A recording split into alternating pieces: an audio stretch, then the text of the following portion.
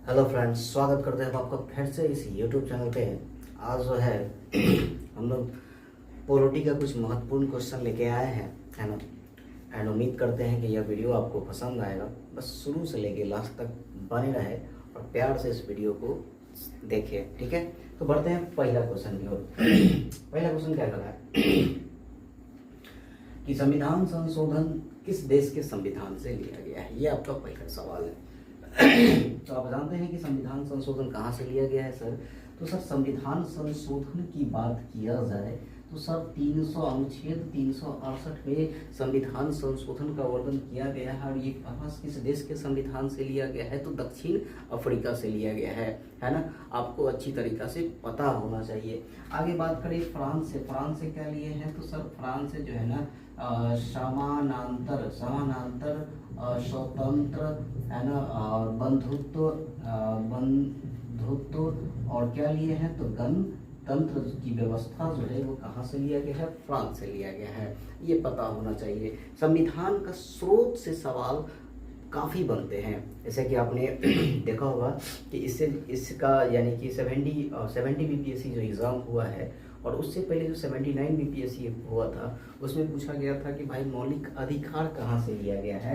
तो मौलिक अधिकार कहाँ से लिया गया है तो यूएसए से। क्या लिया गया है तो मौलिक अधिकार लिया गया है। जब मौलिक अधिकार भाई हमारे पास अभी वर्तमान में कितना मौलिक अधिकार है तो 6 मौलिक अधिकार है। पहले कितना मौलिक अधिकार था तो 7 मौलिक अधिकार था। 7वां मौलिक अधिकार 44वां संविधान संशोधन 1978 में उसको निरस्त कर दिया गया। कानूनी रूप से अनुच्छेद 300A में रख दिया गया है।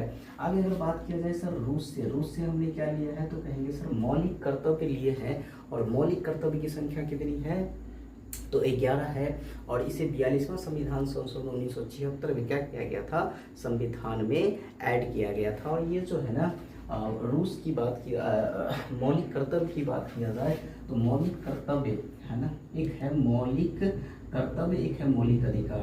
तो मौलिक कर्तव्य की बात करें, फंडामेंटल राइट ऑफ जो है हमारा मौलिक कर्तव्य की बात करें, ड्यूटी की बात करें तो टोटल कितना मैंने कहा कि 11 है। और आपको पता होना चाहिए ये कि ये संविधान के भाग 4A और अनुच्छेद 51A में क्या है वर्णन किया गया है।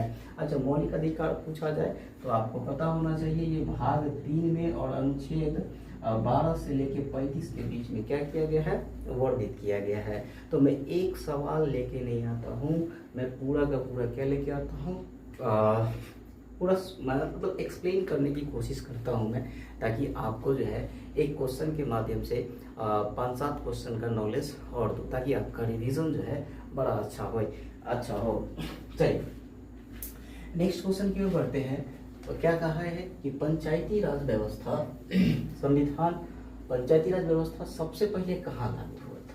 अच्छा सवाल है, ये पूछा जाता है ना। आप जानते हैं कि पंचायती राज व्यवस्था जो है ये हमारा जो है एक फेवरेट टॉपिक बन जाता है एग्जामिनर के लिए, और यहाँ से सवाल खूब भर के आता है। तो आप जानते हैं कि पंचायती राज व्यवस्था सबसे पहले जो है ना 1959 को कहाँ ऐड हुआ था, कहाँ 1959 याद रखेंगे, 1959 को ऐड हुआ था राजस्थान के नागौर नामक जो स्थान था, वहाँ पे सबसे पहली बार पंचायती राज व्यवस्था लागू हुआ था।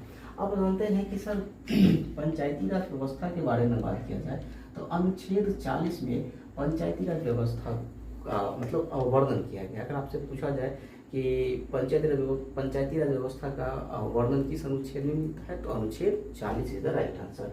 नेक्स्ट बात किया जाए पंचायती राज व्यवस्था के बारे में तो आप जानते हैं कि इसे 73वां संविधान संशोधन 1991 एंड 1992 एग्जैक्ट डेट यही लिखा जाता है, तो याद रखिए इसी दरमियान जो है 73वां संविधान संशोधन 1991-92 में क्या हुआ था तो पंचायती राज व्यवस्था को संवैधानिक दर्जा दिया गया था। क्या मिला था, संवैधानिक अधिकार, मतलब संवैधानिक दर्जा दिया गया था। साथ ही साथ कहेंगे कि सर 64वां जो बिल विधेयक है, 64वां वित्त विधेयक के तहत जो है पंचायती राज व्यवस्था को संवैधानिक दर्जा दिया गया और 29 कार्य क्षेत्र सौंप दिए गए। आप जानते हैं कि पंचायती राज व्यवस्था 24 अप्रैल को जो है प्रति ईयर पंचायती राज व्यवस्था दिवस हम लोग मनाते हैं। पंचायती राज दिवस अगर आपसे पूछा जाए तो 24 अप्रैल हो जाएगा। अच्छा, आपको ये भी अच्छे तरीक़ा से पता होना चाहिए, जब पंचायती राज व्यवस्था जो है ना हमारे भारत में जो है लागू होने से पहले की घटना की बात किया जाए, तो आप जानते थे कि महात्मा गांधी जो है इसके सपोर्ट में थे, लेकिन इसके अलावा जो है डॉक्टर भीमराव अंबेडकर जो थे इसका विरोध कर रहे थे, है ना। अगर उस बात पे टॉपिक अगर छेड़ दिया जाए तो बड़ा लंबा वीडियो हो जाएगा। एक्चुअली ये एमसीक्यू का वीडियो है और एमसीक्यू पे हम लोग फोकस देते हैं। आगे अगर बात किया जाए तो आप जानते हैं कि सर पंचायती चुनाव लड़ने के लिए आपका कम से कम कितना वर्ष होना चाहिए, चुनाव लड़ने के लिए कितना वर्ष होना चाहिए। तो 21 साल का एज है तो आप पंचायती राज व्यवस्था का चुनाव लड़ सकते हैं, यानी पंचायत चुनाव लड़ सकते हैं। साथ ही साथ 1/3 सीट जो है ना, 1/3 सीट जो है ना महिलाओं के लिए क्या किया गया है, रिजर्व किया गया है, आरक्षित किया गया है ना। और इसमें जो है ना अभी जो है ना अखंड भारत की बात किया जाए तो भाई कुछ जगह ऐसे हैं जहाँ पे त्रिस्तरीय पंचायत लागू है, कुछ जगह ऐसे भी हैं जहाँ पे 2 स्तरीय पंचायत लागू है। साथ ही साथ अगर बात किया जाए तो जनसंख्या के आधार पे त्रिस्तरीय पंचायत एवं 2 स्तरीय पंचायत की वकालत की जाती है, तो ये पॉइंट भी याद होना चाहिए। जैसे बलवंत राय मेहता समिति आया था, त्रिस्तरीय पंचायत की वकालत किए थे। अशोक मेहता समिति आए थे, 2 स्तरीय पंचायत की वकालत किए थे। एंड एलन सिंघवी समिति जो आए थे वो त्रिस्तरीय पंचायत की वकालत किए थे, पढ़े होंगे आप। आगे अगर बात किया जाए कि पंचायती राज व्यवस्था सबसे पहले तो राजस्थान के नागौर में लागू हुआ था, लेकिन एक सवाल ये भी पूछा जाता है कि पंचायती राज व्यवस्था भारत में अब तक कितने राज्यों में कहाँ लागू नहीं है। तो याद रखना है कहाँ लागू नहीं है। तो एक हो गया नागालैंड, एक हो गया मेघालय और एक क्या हो गया मिजोरम। ये 3 है जहाँ पे अभी भी पंचायती राज व्यवस्था लागू नहीं है। सबसे पहले तो राजस्थान कहाँ पे लागू नहीं है, तो यहाँ पे अनुच्छेद पूछे तो 40 ये पॉइंट आपको याद होना चाहिए। और सबसे पहली बार पंचायती राज व्यवस्था कब लागू हुआ, 1959 को। आगे बढ़ते हैं, नेक्स्ट सवाल क्या कहता है। नेक्स्ट सवाल कहता है कि किसी उच्च न्यायालय में है ना न्यायाधीशों की संख्या तय करने का अधिकार किसके पास है। तो भाई किसी भी उच्च न्यायालय में न्यायाधीशों की संख्या तय करने का अधिकार केवल और केवल किसके पास है, तो भारत के प्रथम पुरुष, प्रथम व्यक्ति, प्रथम नागरिक यानी राष्ट्रपति, है ना। तो राष्ट्रपति होते हैं, ये संख्या न्यायाधीशों की संख्या क्या करते हैं, तय करते हैं। आइए कुछ हाई कोर्ट से रिलेटेड हम बात कर ले। हाई कोर्ट की बात किया जाए, हाई कोर्ट की बात किया जाए तो वर्तमान भारत में भी 25 हाई कोर्ट है। कितना हाई कोर्ट है, 25 हाई कोर्ट है। और सबसे पहली बार जो है ना 1862 में हाई कोर्ट का स्थापना हुआ। मुंबई, मद्रास और कोलकाता 3 हाई कोर्ट है ना, 1862 याद रखेंगे। आगे अगर बात किया जाए तो भाई 25 हाई कोर्ट हैं एंड वर्तमान में 25 हाई कोर्ट हैं। अनुच्छेद 214 याद रखना है, 216 याद रखना है और 231। ये जो है ना यहाँ पे कहा गया अनुच्छेद 214 के तहत है ना राज्यों के लिए हाई कोर्ट की व्यवस्था की जाएगी। 216 में उसका गठन किया जाएगा और 231 में कहा गया 2 या 2 से अधिक राज्यों के लिए एक हाई कोर्ट की क्या होगी, व्यवस्था की जाती है। साथ ही साथ यहाँ से एक सवाल और आपको मैं बता देता हूँ। ये तो रहा हाई कोर्ट, लेकिन अगर इसी में अगर मैं यहाँ पे लिख दूँ कि सुप्रीम कोर्ट भाई किसी मतलब सुप्रीम कोर्ट में अगर मान के पहले मैंने सवाल पूछा कि सुप्रीम कोर्ट में न्यायाधीशों की संख्या तय करना है ना, उसको इधर तय करने का अधिकार किसके पास होता है, तो याद रखेंगे सुप्रीम कोर्ट अगर पूछा जाए तो इसका राइट आंसर क्या हो जाएगा, संसद। लेकिन अगर हाई कोर्ट तो राष्ट्रपति। आगे बात कर लेते हैं कुछ हम लोग संसद के बारे में जानते होंगे। संसद के 3 अंग होते हैं, एक होते हैं राष्ट्रपति, कौन होते हैं, राष्ट्रपति, एक होता है राज्यसभा और एक क्या होता है, लोकसभा। संसद का अनुच्छेद 79 के तहत वर्णन किया गया है। उसके बाद 80 में राज्यसभा और 81 में लोकसभा। ये अनुच्छेद मैंने लिखा जो आपको पता होना चाहिए। संसद 79, राज्यसभा 80, लोकसभा 81। एक ट्रिक है सरल याद रखेंगे फटाक से। ये देखिए 79 ये हो गया 80 और ये हो गया 81, तो ये भी याद होना चाहिए। और तो संसद के कितने सदन, तो 2 सदन, राज्यसभा लोकसभा, लेकिन संसद के कितने अंग, तो 3 अंग, अभिन्न अंग कौन हो जाते हैं, तो राष्ट्रपति महोदय हो जाते हैं। आइए कुछ बात कर लेते हैं राष्ट्रपति जी के बारे में, क्योंकि आप जानते हैं कि राष्ट्रपति जो है ना, यहाँ से सवाल भर के हमारे एग्जाम में देखने को मिलता है। आप जानते हैं कि सर अनुच्छेद 52 में राष्ट्रपति का पद का वर्णन किया गया है। 53 की बात करें, 54 की बात करें, 55, 56, 57, 58, 59, 60, 61, है ना, बहुत सारा अनुच्छेद है, लेकिन कुछ अनुच्छेद हम बता देते हैं। अनुच्छेद 52 में राष्ट्रपति का पद का वर्णन किया गया है ना। 53 में जो है ना कार्य एवं क्या चीज का, शक्ति का वर्णन किया गया है। 54 में निर्वाचन, 54 में किसका वर्णन किया गया है, निर्वाचन। एकल पद्धति के द्वारा अप्रत्यक्ष विधि से इनका चुनाव होता है ना, जिसमें जो है केवल कुछ जो है ना राज्यसभा, लोकसभा और विधानसभा एवं दिल्ली एवं पुदुचेरी के जो विधानसभा के जो सीटें, जो व्यक्तित्व सदस्य हैं, वही केवल इसके चुनाव में भाग ले सकते हैं। 55 में क्या है, निर्वाचन की रीति के बारे में बताया गया है ना, कि 50% + 1 वोट लाना जो है जरूरी होता है, तभी जाके भारत का राष्ट्रपति बनेंगे। 56 में जो है पदावधि ये कितने सालों का होगा सर, 5 वर्षों का इनका पदावधि होता है। 57 में पुनः निर्वाचन, याद रखेंगे, पुनः निर्वाचन, एक व्यक्ति जितना बार मन होगा उतना बार राष्ट्रपति बनेंगे। 58 की बात करें तो योग्यता का, जिसमें कि एक बड़ा अच्छा है कि 50 अनुमोदक और 50 प्रस्तावक की जरूरत होती है राष्ट्रपति का चुनाव लड़ने के लिए। बड़ा इंपॉर्टेंट सवाल रहेगा ये। 59 की बात करें तो भाई राष्ट्रपति अपने कार्यकाल के दौरान कोई भी लाभ पद ग्रहण नहीं करेंगे, सरकारी पद ग्रहण नहीं करेंगे। 60 की बात करें तो 60 में शपथ है ना, सुप्रीम कोर्ट के जो वरिष्ठ न्यायाधीश होंगे, जो मेन न्यायाधीश होते हैं, मुख्य न्यायाधीश, वो दिलाते हैं, अगर वो ना हो तो वरिष्ठ न्यायाधीश।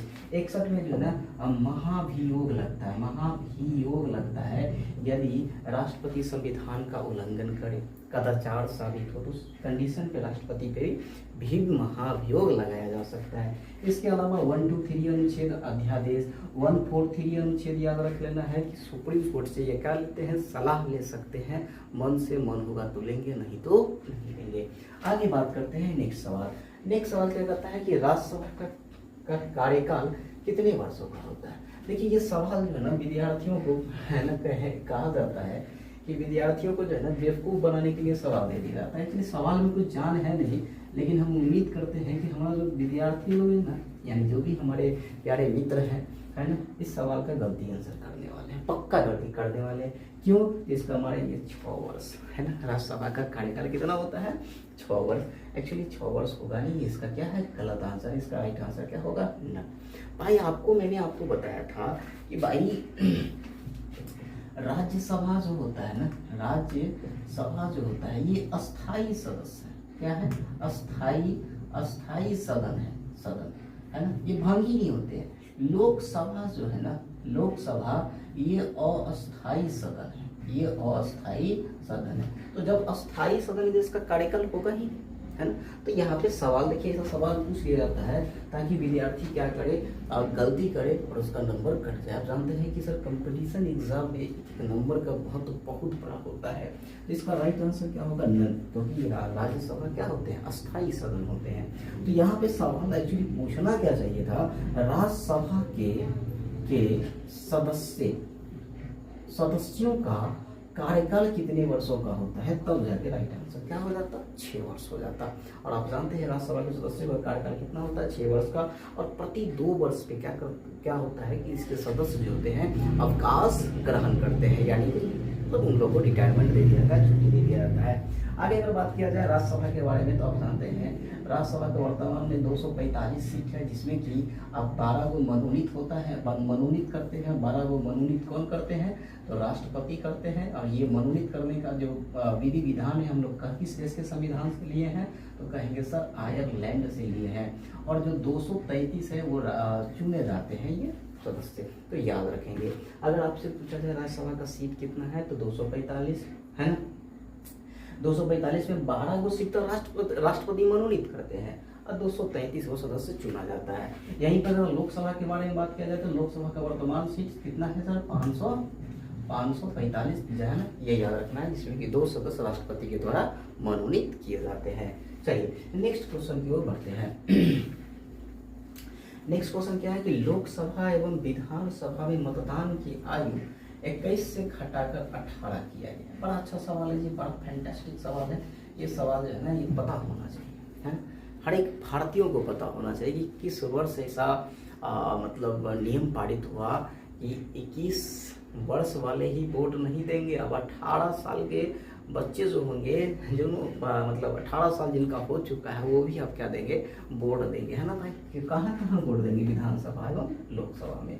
तो इसका राइट आंसर आप जानते होंगे, इसका राइट आंसर क्या हो जाएगा, तो कहेंगे सर 61वां संविधान संशोधन के तहत जो है ये क्या हुआ था, ये नियम पारित हुआ था। इसमें कहा गया था 21 से घटा के 18 किया गया है। अब जानते हैं 69वां संविधान संशोधन जब आया था, तो इस 69वां संविधान संशोधन में क्या हुआ था, इस 69वां संविधान संशोधन में दिल्ली को जो है, दिल्ली को राष्ट्रीय राजधानी क्षेत्र का जो है दर्जा दिया गया था। 84वां संविधान संशोधन के तहत क्या हुआ था, यह नियम बनाया गया था कि लोकसभा एवं विधानसभा में 2026 तक जो होगा उसकी सीट जो होगी वो क्या हो जाएगी, फिक्स हो जाएगी, यानी कि फिक्स हो गई, बढ़ेगी नहीं। तो ये पॉइंट पता होना चाहिए, ठीक है। नेक्स्ट सवाल देखते हैं। और 51वां संविधान संशोधन भी पता होना चाहिए कि मंत्री परिषद जो है ना, उसका फिक्स सीट होता है, तो 15% से अधिक नहीं होगा। तो ये पॉइंट भी आपको अच्छी तरीके से पता होना चाहिए, है ना। तो भाई 84वां, 91, 61 और 69 इम्पोर्टेंट रहेगा, है ना, क्योंकि यहाँ से सवाल बनता है, 100% बनता है। एक सवाल भाई, एक चैप्टर है संविधान संशोधन, भाई क्या कहें, लाजवाब टॉपिक है, एक सवाल बनता है, हर एक एग्जाम में बन जाता है सवाल से। नेक्स्ट सवाल देखते हैं। नेक्स्ट सवाल कहता है कि प्रथम संविधान संशोधन कब हुआ, है ना। देखिए फिर से संविधान संशोधन आ गया, प्रथम संविधान संशोधन कब हुआ था, है ना। तो प्रथम संविधान संशोधन जो है ना कब हुआ था, तो 1951 को हुआ था। कब हुआ था जी, इसका राइट आंसर 1951 को हुआ था, जिसमें 9वीं अनुसूची जोड़ी गई, है ना, अनुसूची जोड़ी गई, याद रखेंगे। एंड कब जोड़ा गया था, 1951 में प्रथम संविधान संशोधन के तहत 9वीं अनुसूची जोड़ी गई। क्यों जोड़ी गई, तो कहेंगे सर क्यों जोड़ी गई थी, जी हाँ, भूमि सुधार के लिए। किसके लिए, तो भूमि सुधार के लिए। तो याद रखेंगे किसके लिए 9वीं अनुसूची जोड़ी गई थी, तो भूमि सुधार के लिए। आप जानते हैं कि सर ये अनुसूची है क्या। जब हमारा संविधान बनकर तैयार हुआ तो भारतीय संविधान में केवल 8 अनुसूची थी, उसके बाद 4 संशोधन के माध्यम से ऐड हुआ। अभी वर्तमान भारत में कितनी अनुसूची है, तो 12 अनुसूची है। तो ये पॉइंट होना चाहिए। तो चलिए 4 नई अनुसूची को एक बार देख लेते हैं, 9, 10, 11, 12, ठीक है। अभी टोटल कितना है, 12। तो 9वीं अनुसूची 1951 में, है ना, 1951 में आया था। किस चीज़ के लिए आया था, तो भाई भूमि सुधार के लिए। 10वीं अनुसूची 1985 में किस चीज़ के लिए आया, तो कहेंगे सर दल बदल, है, दल बदल के लिए, है ना। बच्चे लोग गाना भी गाते हैं, 10 बहाने करके ले गई दिल, है ना, ही 10 बहाने करके ले गई दिल, है ना। और 52वां, इसको जो है ना याद ये भी रखेंगे, 10वीं अनुसूची को 52वां संविधान संशोधन 1985 में ऐड किया गया दल बदल के लिए।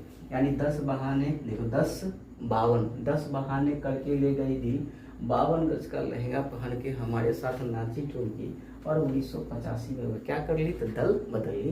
एक ट्रिक वगैरह से बनाया जाता, तो याद रख सकते हैं। अच्छा 11वां संविधान संशोधन आप जानते हैं कि 11वां अनुसूची 73वां संविधान संशोधन 1991-92 में ऐड हुआ।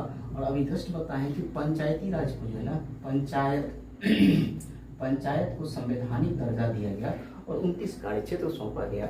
आगे बात किया जाए तो 12वीं अनुसूची जो है ना 74वां संविधान संशोधन के तहत ईयर सेव रहेगा नगर पंचायत, नगर जो है ना, नगरीय को जो है ना संवैधानिक दर्जा दिया गया, जो नगर निगम वगैरह सब होता है उसको।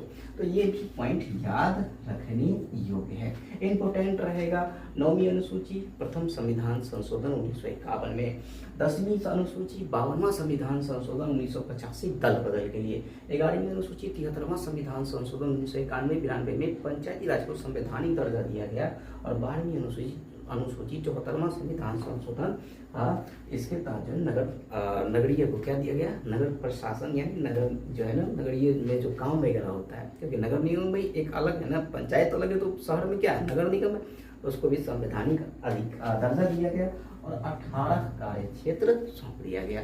तो नेक्स्ट क्लास में हम लोग जब बात करेंगे तो संपूर्ण अनुसूची को ही खत्म कर देंगे। कहिए तो हम अब ये खत्म कर दे। देखिए प्रथम अनुसूची में किसका वर्णन किया गया है, तो भारत एवं राज्यों का वर्णन किया गया है, भारत एवं राज्यों।